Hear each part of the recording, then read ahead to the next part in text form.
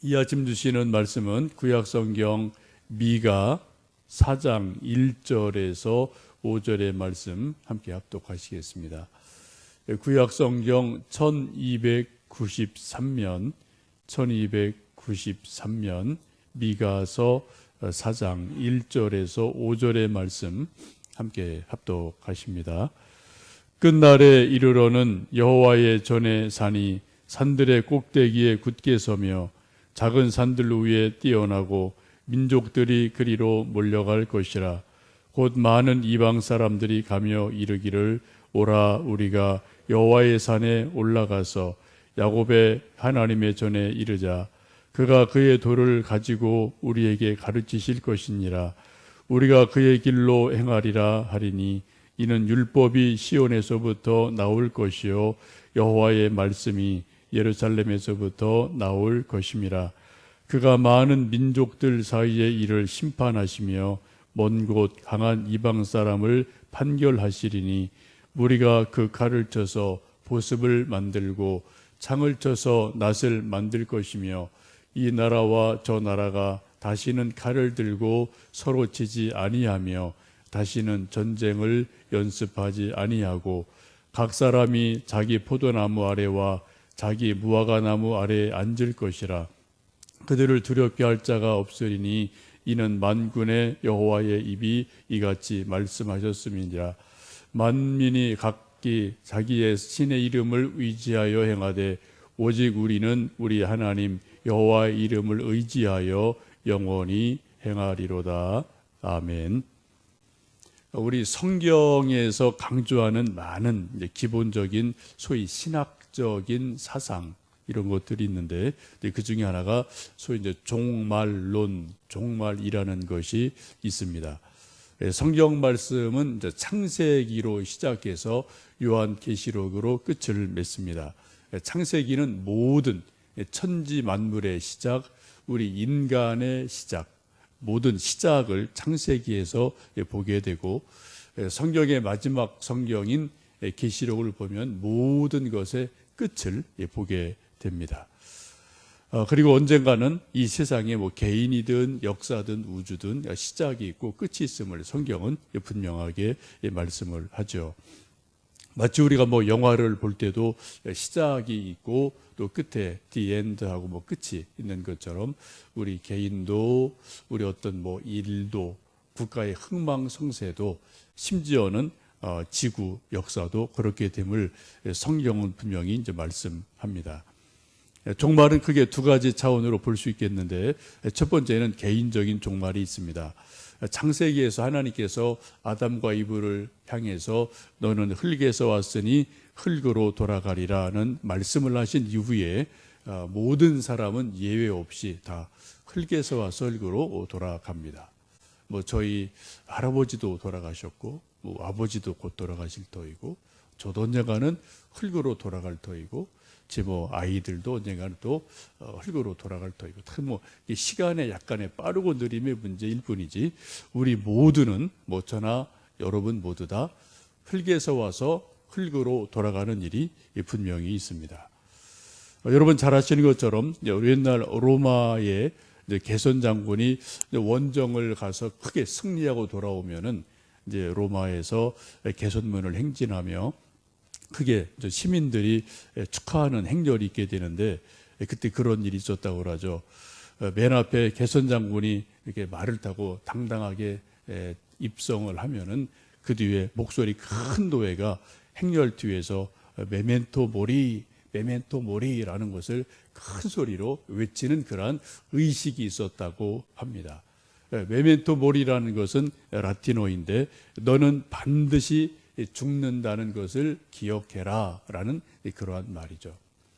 우리 식으로 말하면 어떻게 보면 재수 없는 일이에요. 지금 막 로마 개선 장군이 정말 죽을 힘을 다해서 전쟁에서 죽지 않고 승리해서 지금 막 기쁘게 막 신나게 들어오고 있는데 온 시민이 막 박수치고 환영하는데 그 뒤에 바로 뒤에 따라오는 목소리 큰 종이 메멘토 모리, 메멘토 모리, 너는 반드시 죽는다는 것을 기억해라 라고 너 죽을 거야, 너 죽을 거야 이런 말을 막 뒤에서 막 소리 지르고 따라오면은 우리 같으면 이게 저주같이 들릴지 모르겠어요.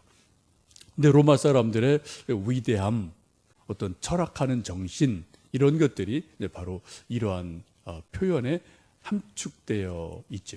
아무리 개선 장군으로 지금 위풍당당하게 박수, 환호갈채 받으며 로마 시내로 입성해도 언젠가 너는 반드시 죽는다. 교만하지 마라. 우쭐대지 마라. 너도 인간이다. 이런 의미를 담아서 그렇게 하는 의식이 있었다는 것을 우리가 너무나 잘 알고 있습니다. 그런데 시중에 가시면은 메멘토 모리라는 그런 제목의 책들이 꽤 있어요. 뭐 이런저런 먼저 내용을 담고 있습니다만 결국은 우리 인간도 개선 장군도 반드시 죽는다. 그 죽음을 기억해라. 그런 것을 늘 상기시켜주는 아주 훌륭한 그러한 이름에 틀림이 없습니다. 첫 번째는 이제 개인적인 종말, 개인의 죽음이 있습니다. 두 번째는 우주적인 종말, 지구의 종말이 있죠. 그런 것을 오늘 성경 말씀 보시면 4장 1절에 끝날에 이르러는 이라고 표현을 합니다. 성경 보시면 그날에, 끝날에 이런 말씀이 구약 성경에 아주 많이 등장을 하고 있습니다. 우리 다시 한번 1절, 2절 말씀을 한번 좀 같이 읽어보실까요? 끝날에 이르러는 여호와의 전에 산이 산들의 꼭대기에 굳게 서며 작은 산들 위에 뛰어나고 민족들이 그리로 몰려갈 것이라. 곧 많은 이방 사람들이 가며 이르기를 오라 우리가 여호와의 산에 올라가서 야곱의 하나님의 전에 이르자. 그가 그의 도를 가지고 우리에게 가르치실 것이니라. 우리가 그의 길로 행하리라 하리니 이는 율법이 시온에서부터 나올 것이요 여호와의 말씀이 예루살렘에서부터 나올 것임이라. 이 말씀 우리가 너무나 잘 아는 말씀이고 2절이요. 이 말씀으로 이제 가스펠도 이제 만들어서 부르는 그러한 말씀이기도 하죠. 오늘 1절 앞부분 보시면 끝날에, 그날에 마지막 날이 되면 여호와의 전의 산이 모든 산들의 꼭대기에 선다. 승리자, 최후 승리자가 된다는 것이죠. 그리고 모든 민족이 다 그리로 몰려오게 된다라고 말씀합니다. 끝날은 역사와 지구, 우주의 종말이 이루어지는 그 날을 말씀합니다. 우리는 그 날이 언제인지 분명히 알 수 없지만 이것을 우리는 예수님께서 재림하시는 날, 최후의 심판을 하시는 날, 이렇게 좀 우리가 보게 되죠. 우리가 사도신경을 매 주일마다 예배드릴 때 고백하는데 그 사도신경의 중후반부에 우리가 고백하는 것처럼 거기로부터 산자와 죽은 자를 심판하러 오시리라 라는 말씀을 우리가 매주일 우리는 예배를 드리면서 우리 믿음으로 이것을 마음을 담아 고백을 합니다. 어디서요? 저기로부터, 하늘로부터 산자와 죽은 자를 심판하러 오실 예수님, 이것을 기다리는 것이 우리 믿음이고 우리의 기다림입니다. 우리가 잘 아시는 것처럼 사도신경에 나와 있는 그 앞부분에 있는 모든 것을 다 이루어졌어요. 예수님의 탄생, 십자가 지심, 죽으심, 부활하심, 승천하심, 이것은 이미 다 역사적으로 완료가 되었죠. 끝이 났어요. 근데 딱 하나, 그런 연장선상에서, 연속선상에서 저기로부터 다시 오실 예수님 한 부분만 우리가 남아있고 우리가 온 힘을 기울여서 다시 오실 주님을 기다리고 있습니다. 그날에 되어질 일이 2절에 있는 말씀인데 많은 이방인들이 여호와의 산에 올라가게 됩니다. 야곱의 하나님의 전에 이르자라고 서로 말을 합니다. 그곳에 가면은 모든 열방에게 하나님께서 하나님의 도를 가르쳐 주신다라고 말씀합니다. 율법이 시온에서 나오고 여호와의 말씀이 예루살렘에서부터 나오게 됩니다.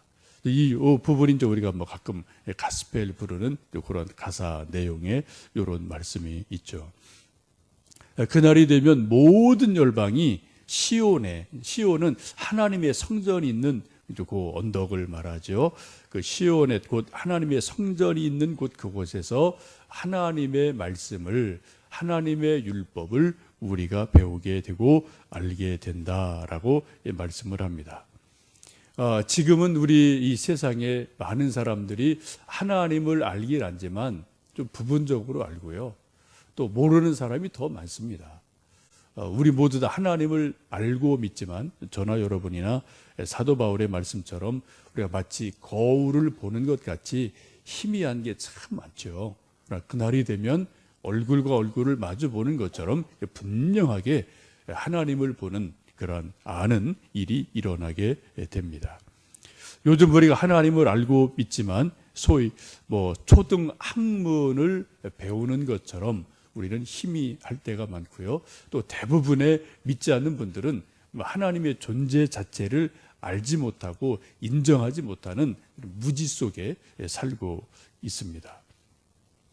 엊그제 잠깐 여기 이제 1층으로 이렇게 좀 전이 왔다 갔다 이제 할 때가 있는데 이게 좀 어제 이렇게 좀 교회 또 이제 준비할 게 있어서 오는데 이렇게 좀 창가에 보면 이쪽에 이제 커피숍이 있지 않습니까?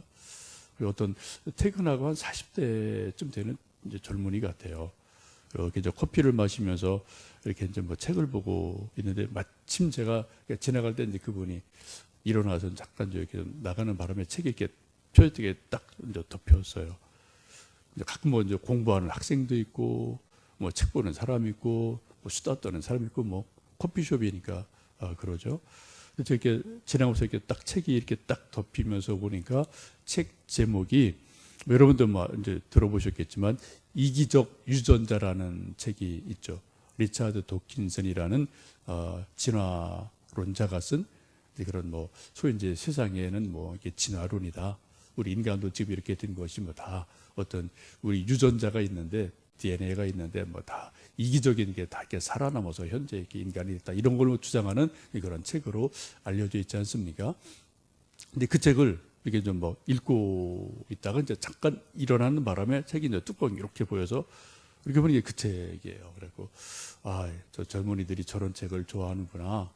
이제 그런 생각을 언뜻 하면서 나름대로 이제 그런 책을 읽는 사람들은 상당히 스스로 생각하기를 나는 현대인이지, 나는 지식인이지, 이런 자랑스러운 마음을 갖고 있는 시대가 요즘 이제 이런 우리가 살고 있는 시대라는 거죠. 물론 그런 책 우리가 이런 책도 봐야 되고 저런 책도 봐야 됩니다만 이 세상에 있는 수많은 사람들이 생명의 말씀인 하나님의 말씀인 성경책을 보기보다는 세상의 학문 또 하나님 없는 것을 나름대로 논쟁하는 그러한 책들을 더 많이 보고요. 더 즐겨보고요. 그리고 나는 지식인이야. 나는 생각이 앞서가지라고 생각하는 그러한 시대를 우리가 살아가고 있습니다. 그런데 그날이 되면 이 세상의 모든 책들은 다 폐기가 됩니다. 쓸모가 없어져요.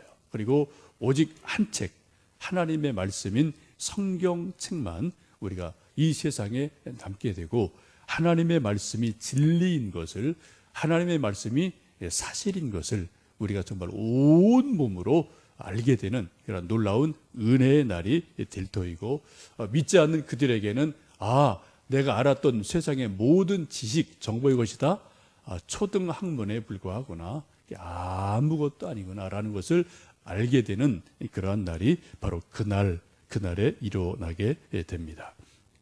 그것을 오늘 2절에서는 그날이 되면 율법이 시온에서부터 나오게 되고 여호와의 말씀이 예루살렘으로부터 나오게 되리라라고 말씀을 합니다. 그날이 되면은 하나님의 심판이 이제 임하게 되고 이방 사람들이 판결을 받게 되고요. 그리고 3절 이하에 있는 말씀처럼 전쟁이 없어지죠. 무리가 칼을 쳐서 보습을 만들고 창을 쳐서 낫을 만드는 다시는 전쟁이 없는 하나님이 주장하시는 그런 평화의 시대가 오게 됩니다. 이 시대에 이 세상에 전쟁이 있는 이유는 왕이 많다는 거예요. 뭐 이 나라도 왕이 있고 저쪽 나라도 왕이 있고 다 각기 이곳저곳에 왕이 있으니까 누가 더 크냐, 누가 더 세냐, 이것 하는 게 전쟁이지 않습니까? 근데 그날에는 만 왕의 왕이신 그분이 딱 한 분만 왕이 되시니까 이 세상에 전쟁이 일어날 여지가 없는 거죠. 하나님의 통치가 완전하게 이루어지게 됩니다. 특별히 우리 대한민국 사람들도 우리들도 늘 전쟁의 위협 아래에서 살고 늘 전전긍긍하는 일들이 우리들도 있습니다. 우리 아들들은 하여튼 원튼 원치 않든 2년간 군대에 갔다 오는 일들이 뭐 지금도 있고요. 또 국방 예산의 약 15% 정도가 되나요? 그 정도가 매년 국방비로 들어가서 뭐 총을 사고 비행기 사고 탱크를 사야 되고 뭐 이런 전쟁을 막기 위한 그러한 노력을 나름대로 우리가 하고 있습니다. 그런데 그날 주님이 오시는 그날이 되면 이 땅에 전쟁이 다시는 없고 영원한 평화가 오게 됩니다. 왜요? 만왕의 왕이신 그분이 이 세상을 모두 다 통치하시기에 다시는 전쟁이 없는 평화의 시대가 도래하리라고 말씀을 합니다. 그 평화가 이루는 모습을 4절에 그렇게 말씀합니다. 그러면 4절 말씀 읽어보십니다. 각 사람이 자기 포도나무 아래와 자기 무화과 나무 아래에 앉을 것이라. 그들을 두렵게 할 자가 없으리니 이는 만군의 여호와의 입이 이같이 말씀하셨습니다. 성경에 보시면은 늘 이제 반복되는 어떤 그 관용어적인 표현이 있는데 그것이 4절의 말씀이죠. 그날에 모든 사람이 자기 포도나무 아래와 자기 무화과 나무 아래에 평안이 있을 것이라, 앉을 것이라 라는 그런 말씀이 성경 여러 곳에 나와 있습니다. 이것은 평화가 도래했다, 평화의 시대가 왔다라는 성경적인 관용 어구이기도 합니다. 우리나라식으로 말한다면은 뭐 시골에 동네박 동구나무 아래에 사람들이 모여서 가을에 풍성한 음식을 나누고 먹고 또 농악을 연주하며 서로 잔치 벌였다, 뭐 그런 것으로 보셔도 좋을 것 같습니다. 이런 것이 바로 그날에 이루어지게 됩니다. 그날은 마지막 그때 이루어지는 거고요. 그날이 이미 우리에게 이루어짐을 확실하게 알려주시는 날이 바로 성탄절입니다. 예수님께서 만왕의 왕이신 그분이 아기 예수님으로 이 땅에 오셔서 이 땅에 진정한 평화를 주시는 날, 그날이 성탄절이고 우리는 예수님이 주시는 진정한 평화를 믿는 이들에게 먼저 선물로 주시고 곧이어 주님 다시 오실 그날 이 약속하신 말씀이 온전하게 문자적으로 완벽하게 이루어질 그날 우리는 기다리며 또 주님의 재림을 기다리며 또 우리 성탄절을 기다리는 이 한 주간을 저희들 지내고 있습니다. 이제 여러분 성탄의 찬송을 좀 일주일간 많이 불러보시고요. 또 캐롤을 좀 많이 좀 들어보시면서 또 부르시면서 세상은 뭐 말할 수 없이 소란스럽고 또 뭐 내일 일을 알 수 없는 그러한 세상이고요.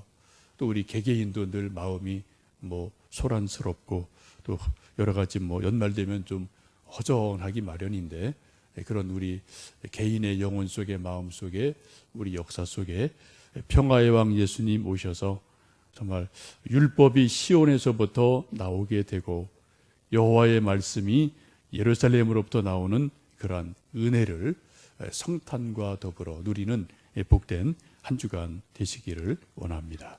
함께 기도하겠습니다.